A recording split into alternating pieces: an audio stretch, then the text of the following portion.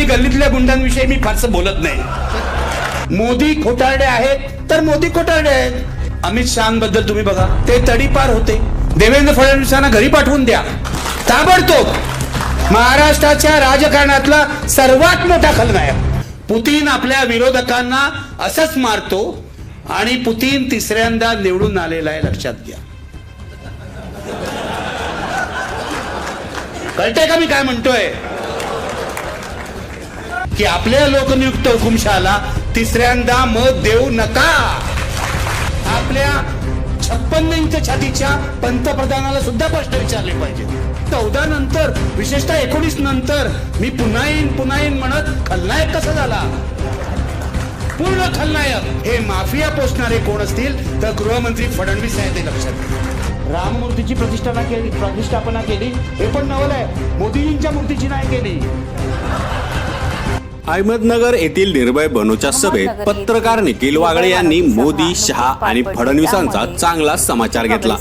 मोदी हा खोटाडा आणि लोकांनी निवडून दिलेला हिटलर आहे. फडणवीस हा माफियांना पोसणारा राज्याचा खलनायक आहे. यांना राज्यातून आणि देशातून हद्दपार केलं पाहिजे, असा जोरदार हल्लाबोल निखिल वागळे यांनी केला. पाहूया ते संपूर्ण भाषण. तेव्हा आज या सभागृहामध्ये कुणाला जर मनात असा विचार असेल की वागळेचं तोंड बंद करावं तर तो काढून टाकावा. मी कळकळीची विनंती करून त्याचा काय उपयोग होणार नाही.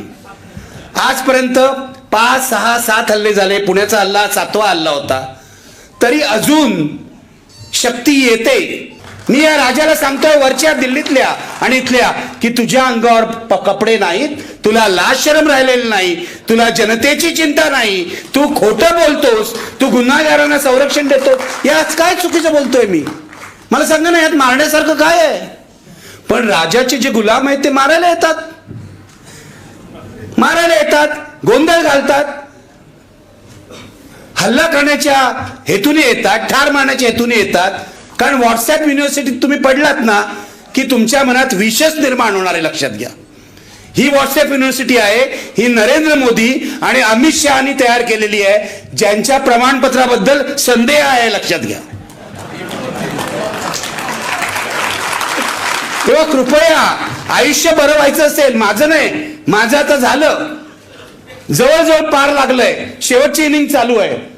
त्यामुळे पुण्याच्या हल्ल्यानंतर मी असं ठरवलेलं आहे की मला जे आयुष्य मिळालं पुण्याच्या हल्ल्यानंतर, जीवघेण्या हल्ल्यानंतर, त्याच्यातून मी वाचलो, हे सगळं बोनस आयुष्य आहे. यापुढे जे काही बोलायचं ते या देशासाठी, बाबासाहेबांनी या देशाला दिलेल्या संविधानासाठी आणि लोकशाहीसाठी बोलायचं. बाकी काहीच करायचं नाही. हे पोलीस इथे उभे आहेत, माझं तुमचं शत्रुत्व नाही. मला तुमच्यावर कुणाचा दबाव आहे मला माहिती आहे, कारण पोलिसात माझीच माणसं आहेत, बहुजन समाजाची माणसं आहेत. पण आज इथे आल्यावर 2 पत्र त्यांनी मला दिली. एक पत्र किरण काळेंनी वाचून दाखवलं, दुसरं पत्र मी माझ्या खिशात ठेवलं. त्यांना म्हटलं मी वाचून दाखवतो. कारण नगरमध्ये येईपर्यंत मला जवाहरलाल नेहरू माहिती होते, आचार्य नरेंद्र देव माहिती होतं. पण आज पोलिसांनी मला एका माणसाची ओळख करून दिली ज्याच्याविषयी मला काहीच माहित नव्हतं. त्या माणसाचं नाव आहे आमदार श्री संग्राम भैया जगताप. मला माहित नव्हतं. मला पंडित नेहरू माहिती आहेत, मला आचार्य नरेंद्र देव माहिती आहेत. पोलिसांनी असं लिहिलंय,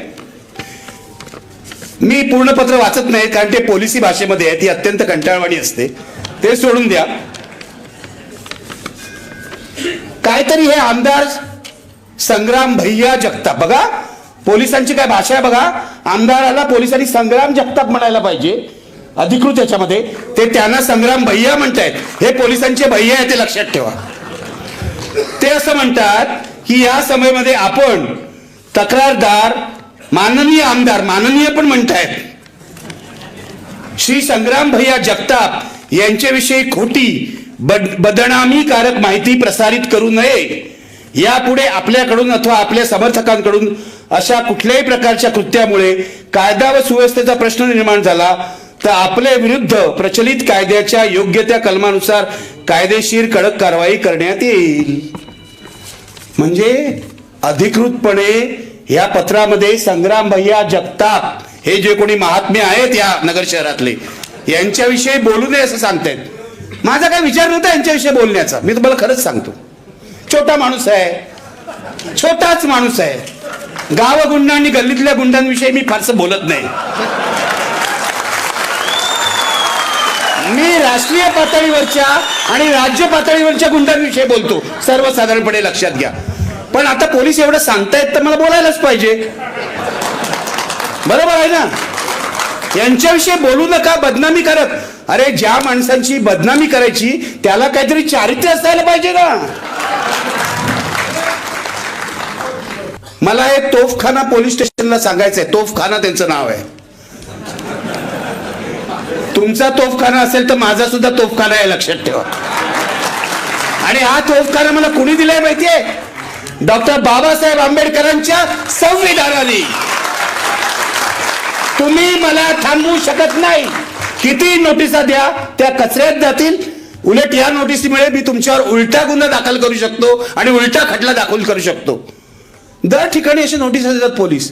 मला तुम्हाला विचारायचं का, तुमचे गृहमंत्री आहेत देवेंद्र फडणवीस, यांना दिली का तुम्ही कधी नोटीस की आक्षेपार्ह बोलू नका? महाराष्ट्रात एक टी राजा सिंग नावाचा आमदार येतो तेलंगणातून. अत्यंत प्रक्षोभक भाषण करतो तो. सोलापूरला केलं, अनेक ठिकाणी गेलं. आणि त्याच्या बरोबर एक नारायण राणेंचा मुलगा असतो. मी शारीरिक व्यंगावरून कोणाच्या काही बोलत नाही, तुम्ही बोलू नका.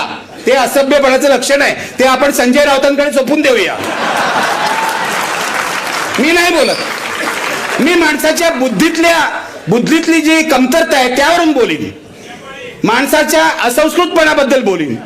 अरे ज्यांच्यावर नारायणाने संस्कारच नाही केले ते काही बोलत गावावर फिरणार. कधी आता अशी वेळ आली आहे नारायण राणे यांच्यापेक्षा बरे असं म्हणायची, हे लक्षात घ्या. म्हणजे त्यांना लोकसभेत वगैरे उत्तरं देता येत नाहीत सर, ते जाऊ द्या. त्यासाठी एक प्रशिक्षण लागतं. एकेकाळी हराणारा गँगचा मी मेंबर होतो असं राणेंनीच सांगितलेलं आहे.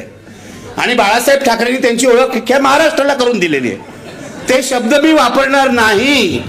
पण मला पोलिसांना इतकंच सांगायचंय, हा जो टी राजा सिंग आहे याला तुम्ही कधी नोटिसा देत नाहीत, या राणेला कधी नोटीस देत नाहीत. आणखीन 10 असे महाराष्ट्रात वाह्यात लोक आहेत, टीव्हीवर येऊन सुद्धा वाटेल ते बोलतात, भाजपचे प्रवक्ते, त्यांना कधी नोटिसा देत नाही. आणि 45 वर्ष पत्रकारितेत घालवणाऱ्या आणि प्रक्षोभक लिखाणाबद्दल किंवा भाषणाबद्दल एकही खटला नसलेल्या निखिल वागळेला तुम्ही नोटिसा देता. धंदे आहे तुमची. तुम्ही सत्ताधाऱ्यांचे गुलाम आहात. तुम्ही दुसरे कोणी नाही. नगरचे पोलीस हे सत्ताधाऱ्यांचे गुलाम आहेत, जसे पुण्याचे पोलीस हे सुद्धा भाजपचे गुलाम होते. पुण्याला भाजपने माझ्यावर जो हल्ला केला तो पोलिसांच्या संगनमताने केला असा मी जाहीर आरोप केलेला आहे. मी आज म्हणतो या नोटिसा देऊन नगरच्या पोलिसांनी आपण संग्राम भैयाचे हस्तक आहोत हे दाखवून दिलेलं आहे. लाज वाटत असेल तर या नोटिसा परत घ्या, नाही तर कचऱ्याच्या पेटीत जातील, एवढंच सांगतोय. जी माणसं मी बोलणार आहे, मी राष्ट्रीय माफियाबद्दल बोलणार आहे, मी राज्यातल्या माफियाबद्दल बोलणार आहे. मला महाराष्ट्रातले खूप चांगले ऑफिसर्स माहिती आहे. आता या पोलीस महासंचालकात सोडून द्या, त्या बाईवरच गुन्हेगारीचे खटले ते लक्षात घ्या. रश्मी शुक्ला ज्या आहे आताच्या महाराष्ट्रातले पोलीस महासंचालक, त्यांना दुसऱ्या एका गुन्हेगार राजकारण्यांनी नेमलेला आहे. नाव घेऊन बोलायला मला काहीच वाटत नाही सर, मला माफ करा, माझी सवय आहे नावच घेऊन बोलायचं. मोदी खोटारडे आहेत तर मोदी खोटारडे आहेत. मग यास असत्य काय आहे? आता तुम्ही सांगितलं ना सर असं बोललेले आहेत मोदी खोटारडे, कारण ते व्हाईस चान्सलर आहेत, ते प्रतिष्ठित आहेत. मी काय प्रतिष्ठित नाही, मी रस्त्यावरचा पत्रकार आहे. मोदी खोटं बोलले हे बरोबर आहे ना, सत्य आहे. त्यांनी जे संसदेमध्ये सांगितलं की नेहरूंनी रिझर्वेशनला विरोध केला होता हे खोटं होतं. ठीक आहे, खोटं तुम्हाला शब्द नको, मी चांगला सभ्य शब्द देतो, असत्य. असत्य बोलले ना. आता अमित शहाबद्दल तुम्ही बघा, ते तडीपार होते, ते तुरुंगात गेले होते. या फॅक्ट्स आहेत, हे फिक्शन नाही आहे, फॅक्ट्स आहेत, ही वस्तुस्थिती आहे. आता मी कधी ट्विटरवर लिहिलं तर पोलीस, मला पुण्याचे पोलीस सांगत होते तुमचं ट्विट फार प्रक्षोभक आहे. आणि काय ट्विट होतं मी तुम्हाला सांगतो, तुम्हाला आश्चर्य वाटेल. शुद्ध मराठीत होतं की अडवाणींना भारतरत्न देणं म्हणजे एका दंगेखोराने दुसऱ्या दंगेखोराला शाबासकी देणं आहे. साधं आहे. फॅक्ट. अडवाणींच्या रथयात्रेनंतर भारतात त्यांच्या पाठोपाठ सर्वत्र दंगली झाल्या होत्या की नाही? हे मुख्यमंत्री असताना मोदीजी, जी म्हणतोय लक्षात ठेवा, पोलीस जसं संग्राम भैया म्हणतात तसं मी जी म्हणतोय. असो, तर त्यांच्या 2002ला पण ते मुख्यमंत्री असताना दंगली झाल्या होत्या. हा इतिहास सांगायचाच नाही. मला पुण्याचे पोलीस म्हणाले हे तुम्ही चुकीचं केलं. म्हटलं मला अधिकार आहे, आविष्कार स्वातंत्र्य आहे भारतात, तुम्ही मला कोर्टात खेचू शकता, मी कोर्टात स्वतःला डिफेंड करीन. आयुष्यात पहिल्यांदाच पोलीस असं येऊन सांगतायत, जसं आज म्हणाले संग्राम भैयांविरुद्ध बदनामीकारक बोलू नका, तसं पुण्यातले पोलीस मला म्हणाले की तुम्ही मोदी आणि अडवाणी यांच्या विरुद्ध बोलू नका. मी त्यांना सांगितलं ठीक आहे, लेखी द्या. लेखी नका मागू म्हणाले, लेखी नका मागू. दुसरी गोष्ट, पहिल्यांदा मला सांगितलं तुम्ही भाषणच करू नका. मी म्हटलं का? तुम्ही संविधान वाचलंय का? तर सिनियर इन्स्पेक्टर आणि एसीपी गप्प झाले, कारण वाचलंय असं म्हटलं तर मी 4 प्रश्न विचारणार. या राज्यातल्या बहुसंख्य पोलिसांनी भारतीय घटना वाचलेली नाही, आणि बहुसंख्य पोलीस स्टेशन मध्ये, हे पण तुम्हाला सांगतो सत्य, आयपीसी बुक जे आहे ते पण नसतं. भारतामध्ये गेल्या 9 वर्षात जितकं अधपतन झालेलं आहे सर्व क्षेत्रामध्ये, तेवढं अनेक वर्षात झालेलं नाही. हे माझं मत आहे. मी पत्रकार म्हणून काँग्रेसवर फार कडवट टीका केलेली आहे, राष्ट्रवादीवर टीका केलेली आहे, सर्व पक्षांवर टीका केलेली आहे. मी इंदिरा गांधींवर करायची तेव्हा टीका केलेली आहे, काँग्रेसवर केलेली आहे. पण इंदिरा गांधींनी अधिकृतपणे आणीबाणी आणली. तो ठराव सुद्धा लोकसभेत मंजूर केला, कारण त्यांच्याकडे पाशवी बहुमत होतं. आता ठरावही करणार नाहीत मोदी, हे लक्षात ठेवा. गरजच नाही. ठराव केला तर मंजूर होईल ना, त्यांच्याकडे आहे पाशवी बहुमत. आणि कोण खासदार आहे त्यांना प्रश्न विचारायला सांगा ना मला. म्हणजे एक नाना पटोलेंनी प्रश्न विचारला मोदींना, तर मोदी इतके चिडले की नाना पटोले भाजप बाहेरच गेले आणि थेट काँग्रेसचे प्रदेशाध्यक्ष झाले. म्हणजे एक प्रश्न विचारला तर ही अवस्था होते. तर आणीबाणी आणायची गरज काय आहे मला सांगा? ही अघोषित आणीबाणी आहे. मी या सरकारला सांगतो की जर तुम्ही आमचं, म्हणजे आधी तुम्ही आम्हाला तुम्ही चॅनलमधून काढून टाकलं. 2014ला हे पंतप्रधान झाले, आम्ही चॅनलच्या बाहेर. आणि का ते पण तुम्हाला सांगतो, कारण यांच्याशी संगनमत केलेल्या अंबानींनी आमचं चॅनल विकत घेतलं. अंबानीची मॅनेजमेंट आली, मला पहिला प्रश्न केला, तुमची पॉलिसी काय राहणार? म्हणलं आमची पॉलिसी काय, पूर्वी होती तीच.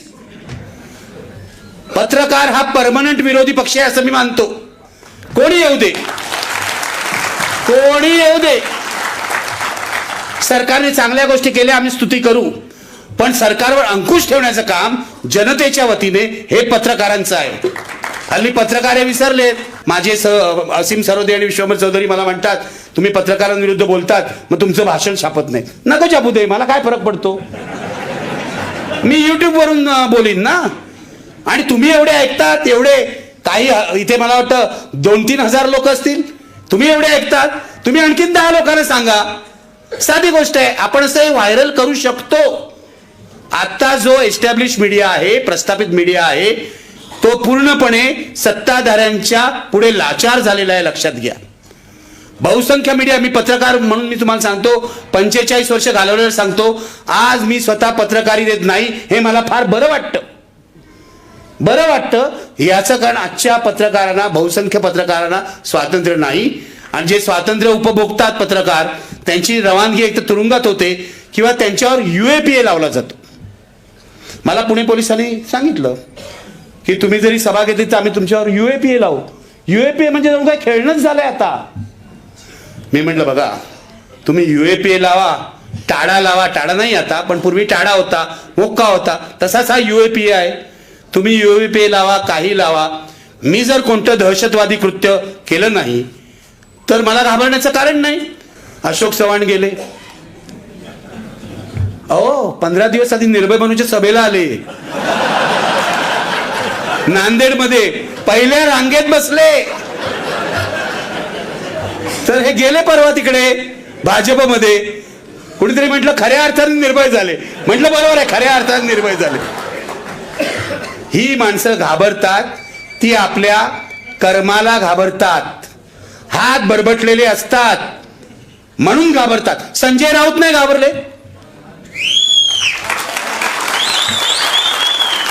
संजय राऊतांनी आणि माझे खूप मतभेद आहेत, असू द्या ते, याचं कारण लोकशाहीमध्ये मतभेद असणारच, पण या बाबतीत मी त्यांना 100% मार्क देतो. याचं कारण ते घाबरले नाहीत तुरुंगामध्ये, हे लक्षात घ्या. म्हणून मला असं वाटतं कोणत्याही पक्षातल्या, विरोधी पक्षातल्या राजकारण्यांनी घाबरायचं कारण नाही. तुम्हाला जर लोकशाही वाचवायची असेल, आणि मी हे अत्यंत गंभीरपणे म्हणतोय, मरायला तयार रहा. हे मी गंभीरपणे सांगतोय, कारण परवा रशियात काय झालं बघा. पुतीनचा जो विरोधक होता तो जेलमध्ये मेला नाही, त्याला मारलं गेलंय, लक्षात घ्या. पुतीन आपल्या विरोधकांना असंच मारतो, आणि पुतीन तिसऱ्यांदा निवडून आलेला आहे, लक्षात घ्या. कळतंय का मी काय म्हणतोय? जो हुकुमशाह तिसऱ्यांदा निवडून येतो म्हणजे लोकनियुक्त हुकुमशाह असतो, उदाहरणार्थ तुर्कस्तानचा एर्डोगन, किंवा आता इथे बांगलादेशमध्ये आपल्या बाजूला शेख हसीना, तो अधिक वाईट पद्धतीने जनतेचं दमन करतो, हा इतिहास आहे. पहिल्या 2 टर्मला जेवढा वाईट वागलेला नसेल तेवढा आता वागेल. म्हणून मला असं तुम्हाला कळकळीचं आवाहन करायचं आहे की आपल्या लोकनियुक्त हुकुमशहाला तिसऱ्यांदा मत देऊ नका. कृपया. किती रेशन दिलं, किती आनंदाचा शिधा दिला, तरी त्याला सांगा या शिध्यावर लोकशाही जगत नाही. किती आमिष दाखवली तरी स्पष्टपणे सांगा की हे होणार नाही. पण प्रश्न विचारले पाहिजेत, आपल्या आई बापाला प्रश्न विचारले पाहिजेत, देवाला प्रश्न विचारले पाहिजेत, आपल्या आमदाराला प्रश्न विचारले पाहिजेत, खासदाराला प्रश्न विचारले पाहिजेत, आपल्या 56 इंच छातीच्या पंतप्रधानाला सुद्धा प्रश्न विचारले पाहिजेत. लक्षात घ्या, हे जनता म्हणून हे आपलं कर्तव्य आहे. जेव्हा जनता झोपते ना तेव्हा लोकशाही सुद्धा झोपते, हे लक्षात ठेवा. 2014 पूर्वी सुद्धा माझं फडणवीसांची खूप चांगलं होतं, तुम्हाला लक्षात येत असेल. रोज माझ्या स्टुडिओत यायचे आणि मला वाटायचं हा अभ्यासू माणूस आहे, हा संस्कारी माणूस आहे. अरे पण मी असा प्रश्न मला विचारतो, 2014 पर्यंत जो माणूस अभ्यासू होता, संस्कारी होता, तो 14 नंतर, विशेषतः 19 नंतर मी पुन्हा येईन म्हणत खलनायक कसा झाला? पूर्ण खलनायक. म्हणजे आपण इथल्या आमदाराबद्दल किंवा 3-4 आमदारांबद्दल, माफियाबद्दल बोलतोय. हे माफिया पोचणारे कोण असतील तर गृहमंत्री फडणवीस आहेत, हे लक्षात घ्या. टाका मला जेलमध्ये. आक्षेपार्ह बोललो फडणवीसांबद्दल, मी पुरावा देऊन स्पष्ट करीन. हा जो परवा गणपत गायकवाड, तुम्हाला आठवतंय? आणखीन एक महात्मा आहे गणपत गायकवाड, कल्याणचा आमदार आहे. आता त्याची मला वाटतं 3री टर्म चालू आहे. 2009ला पहिल्यांदा निवडून आला अपक्ष म्हणून, 2014ला दुसऱ्यांदा निवडून आला. 2009लाच त्याने मला फटका दिला, कारण तेव्हा मी IBN लोकमतमध्ये होतो आणि हा केबल ऑपरेटर होता. मला असं लक्षात आलं, केबल ऑपरेटर लोकांकडे खूप पैसे असतात, खूप काळे पैसे असतात. अधिक सांगतो, याच्या विरुद्ध बातमी दिली की याचा कसं गुन्हेगारी पार्श्वभूमी आहे, बंद करून टाकलं त्यांनी आमचं चॅनल. पण आता राजकारणाचं गुन्हेगारीकरण नाही राहिलं, आता गुन्हेगारच राजकारणी झालेले आहेत. महाराष्ट्र विधानसभेतले अनेक आमदार हे गुन्हेगार आहेत, हे सांगायला मला प्रचंड लाज वाटते. खासदार बघा, त्यांचा इतिहास बघा, कोणता गुन्हा, आणि प्रत्येक गुन्हेगार हा सत्ताधाऱ्यांच्या वळचणीला जातो. म्हणून मग ईडी लागली की घाबरतो, CBI लागलं की घाबरतो, आणखीन काय असेल तो घाबरतो.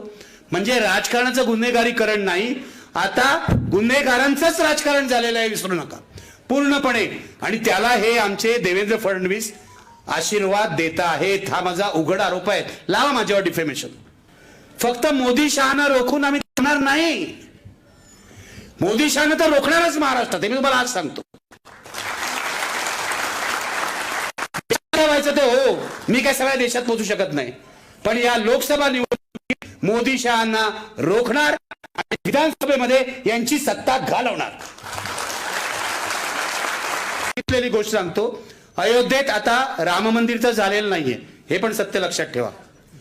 50% राममूर्तीची प्रतिष्ठापना झाली, चांगलं आहे. मी तुम्हाला सांगतो सर, राममूर्तीची प्रतिष्ठापना केली, हे पण नवल आहे. मोदीजींच्या मूर्तीची नाही केली. प्रॉब्लेमच झाला असता ना. म्हणजे रामाचं भाग्य मोठं असं म्हणायला पाहिजे. काय होईल या देशात सांगता येत नाही. हुकुमशाह काय करतील. पण तुम्हाला गोष्ट सांगतो की राम मंदिराच्या नावाने अयोध्येत निव्वळ व्यापार सुरू आहे. आमच्याकडे एक मोठा बिल्डर आहे मंगल प्रभात लोढा, जो आता इथे महाराष्ट्र सरकारमध्ये मंत्री पण आहे. तो गेला तिकडे, त्यांनी तिथली हजारो एकर जमीन विकत घेतली आणि त्याचं मार्केटिंग कसं करतात बघा. त्यातला एक तुकडा अमिताभ बच्चनने घर बांधायला 14 कोटी रुपयाला विकत घेतला. गुगल करा, हे सगळं गुगल करा. कशा प्रकारचे जमिनीचे व्यवहार देवालयाच्या नावाने चाललेत हे गुगल करा. एवढंच माझं तुम्हाला सांगणं आहे. हे गुगल अशासाठी करा की धर्माचा प्रश्न नाही, भक्तीचा प्रश्न नाही, धर्म आणि भक्तीच्या नावाने जो व्यापार होतो त्याचा प्रश्न आहे, हे लक्षात ठेवा. हे आपल्याला खूप खोलात जाऊन बघायला पाहिजे. म्हणजे नुसतं असं म्हणायला नको. पर्याय काय आहे, मोदीजींना पर्याय काय आहे असं म्हणत राहिलो तर हुकुमशहाची सत्ता कायम होईल आणि तिसरी टर्म सुद्धा त्या हुकुमशहाला मिळेल. लक्षात घ्या, लोकनियुक्त हुकुमशहाला. आपल्या देशाचे शत्रू जे आहेत, आणि माझ्या मते हे कोणाला पटो न पटो, आजचे राज्यकर्ते हे आपल्या देशाचे सर्वात मोठे शत्रू आहेत. सर्वात मोठे शत्रू आहेत. इथलं तर मी तुम्हाला सांगितलं किती खून झाले आणि काय झाले. मला जास्त बोलायची इच्छा नाही, कारण आता इथे लोकांनाही अस्वस्थ होईल. 8:30 वाजलेले आहेत. आधीची 2 भाषणं सुद्धा लांबलेली आहेत. पण अशा प्रकारे महाराष्ट्र चालला तर मी भाजपच्या शब्दात सांगतो, कुठे नेऊन ठेवलाय महाराष्ट्र माझा. देश तर सोडा, महाराष्ट्राचं सांगतोय, या लोकांचा पराभव कराव. देवेंद्र फडणवीसांना घरी पाठवून द्या ताबडतोब. महाराष्ट्राच्या राजकारणातला सर्वात मोठा खलनायक, सर्वात मोठा खलनायक. कारण तुम्ही पक्ष फोडता. तुम्ही शरद पवारांनी जन्माला घातलेला पक्ष फोडलात. तुम्ही बाळासाहेब ठाकरेंनी जन्माला घातलेला पक्ष फोडलात. काय चाललंय म्हणजे कशासाठी? पैशासाठी, सत्तेसाठी, कोणत्याही थराला जाणार. म्हणून मी तुम्हाला सांगतो, ही जी आजची लढाई आहे ही केवळ निवडणुकीची लढाई नाही, हे लक्षात ठेवा. ही फॅसिझम विरोधातली लढाई आहे. पण हे लोकशाहीची चौकट तर मोडतातच. इलेक्शन कमिशनचं काय झालं यांनी तुम्हाला सांगितलं. कशा प्रकारे तिथे चीफ जस्टिसला काढूनच टाकला त्या कमिटीतून. बॉन्डचं काय झालं त्यांनी तुम्हाला सांगितलं. आणखीन एक मोठा भ्रष्टाचार सांगतो वरच्या सरकारचा. वरच्या सरकार जितकं भ्रष्टाचारी आहे तितकंच हे भ्रष्टाचारी आहे. इथे फक्त 3 चाक आहे, एवढाच फरक आहे, वर 2 चाक आहेत. आणखीन एक भ्रष्टाचार या देशात झालेला तो म्हणजे पीएम केअर फंडाचा आहे. पीएम केअर फंड हा सगळ्यात मोठा भ्रष्टाचार आहे. कारण मोदी आणि सरकार असं म्हणत होतं की हा फंड सरकारी आहे सुरुवातीला. नंतर काही वर्षानंतर किंवा काही महिन्यानंतर त्यांनी न्यायालयात असं ॲफिडेव्हिट दिलेली आहे की हा फंड सरकारी नाही, हा फंड खाजगी आहे. आता तुम्ही लोकांकडून पैसे जमा करता, त्या फंडचे ट्रस्टी म्हणून टाटापासून सगळे घेता आणि एक दिवस सरकार असं म्हणतं हा फंड खाजगी आहे. याचा अर्थ तुम्ही खाजगी कामासाठी पैसे गोळा करताय. मग हे काम काय आहे? हा उघड भ्रष्टाचार आहे. हे जर काँग्रेसवाल्यांनी केलं असतं तर भाजपने थैथयाट केला असता, रेल्वे लोक केलं असतं, आणखीन काय केलं असतं. तुम्ही लक्षात घ्या कशा प्रकारे देश चाललाय आणि देशाचं वाटोळं होत आहे. अदानी आणि अंबानी हे म्हणतात काय, न खाऊंगा, काय म्हणतात, न खाऊंगा और न खाने दूंगा. बरोबर आहे ना, आठवतंय ना. न खाऊंगा न खाने दूंगा नाही, मैं न खाऊंगा लेकिन अदानी अंबानी को खाने दूंगा. हे लक्षात घ्या. हात से खिलाऊंगा. बरोबर आहे. तुम्हाला सगळं माहिती आहे हो, मग त्यांचा पराभव का होत नाही सगळं सगळ्यांना माहिती आहे. ईव्हीएम, आता तुम्हाला ईव्हीएमचं सांगतो, तुम्हाला माहिती म्हणून देतो. या ईव्हीएम विरुद्धची याचिका जी आहे सर्वोच्च न्यायालयातली, त्याच्यात एक याचिका करते आमचे सहकारी असीम सरोदे हे आहेत. ईव्हीएमच्या विरोधामध्ये ईव्हीएम विरुद्ध इतक्या तक्रारी आहेत की माझं स्पष्ट मत आहे की याच्यावरचा वाद सगळा बाजूला ठेवून जसं इंडिया आघाडीने सुचवलं की त्याला एक व्हीव्हीपॅट जोडा, तेही अमान्य केलं यांनी, निवडणूक आयोगाने तेही अमान्य केलं. या निवडणुकीमध्ये सरी ईव्हीएम जात नाही, हे लक्षात घ्या. या निवडणुकीत ईव्हीएम अशासाठी जात नाही की सर्वोच्च न्यायालय त्या केसचं हिअरिंगच करायला तयार नाही. जसं आधीच्या केस इलेक्ट्रॉनिक बॉन्डची केस खूप दिवसांनी त्यांनी हिअरिंगला घेतली, तसंच ईव्हीएमच्या केसमध्ये सुद्धा ते वेळ काढतायत. पण तरी सुद्धा मला असं वाटतं ईव्हीएमचं कारण देऊन तुम्ही मी मतदान करणार नाही असा विचार करू नका. कारण काही लोक म्हणतात ईव्हीएम बोगस आहे, मग आपण मतदान कशाला करायचं, असं करू नका.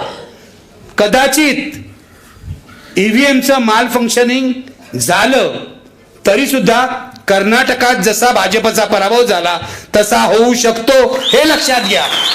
आज या घडीला भाजप आणि त्यांच्या मित्र पक्षाची मतं 50% जास्त नाहीत. भाजपची मतं 40% 42% असतील. याचा अर्थ उरलेली जी मतं आहेत ती भाजप विरोधातली आहेत. पण ऐक्य नसल्यामुळे हिटलरचा जसा फायदा झाला तसा आमच्या देशी हिटलरचाही होतोय, हे लक्षात घ्या. त्यामुळे मला कळकळीची विनंती तुम्हाला शेवटी एवढीच करायची आहे, आपण एक होऊया. माफिया विरुद्ध, भ्रष्ट राजकारण्यांविरुद्ध, जनतेवर अत्याचार करणाऱ्या सर्वांविरुद्ध एक होऊया. भाजपचे आता जे सत्तेमुळे मस्तवालपणा आलाय तो मस्तवालपणा जनताच कमी करू शकते, त्याच्यावर नियंत्रण जनताच आणू शकते, हे लक्षात घ्या. आणि कृपया कळकळीचं आव्हान आहे, मला माहित नाही मी पुन्हा इथे येईन की नाही किंवा पुन्हा परत जाईन की नाही, हेही मला माहित नाही. आता हे सगळे तुमचे भैया टैया आहेत, ते माझं काय करतील मला माहित नाही, पण ती पोलिसांची जबाबदारी आहे, मी काय चिंता करत नाही. परंतु तुम्ही सगळे उभे राहा, हे सगळी तरुण मुलं आहेत, उभे राहा. या शहरातून गुंडगिरीला पाठिंबा देणारा, फॅसिझमला पाठिंबा देणारा उमेदवार पुन्हा निवडून येणार नाही, नक्की सांगा. हा पण करा तुम्ही सगळे, सबस्क्राईब केले नसेल हा तर पण करा. सबस्क्राईब करायला विसरू नका.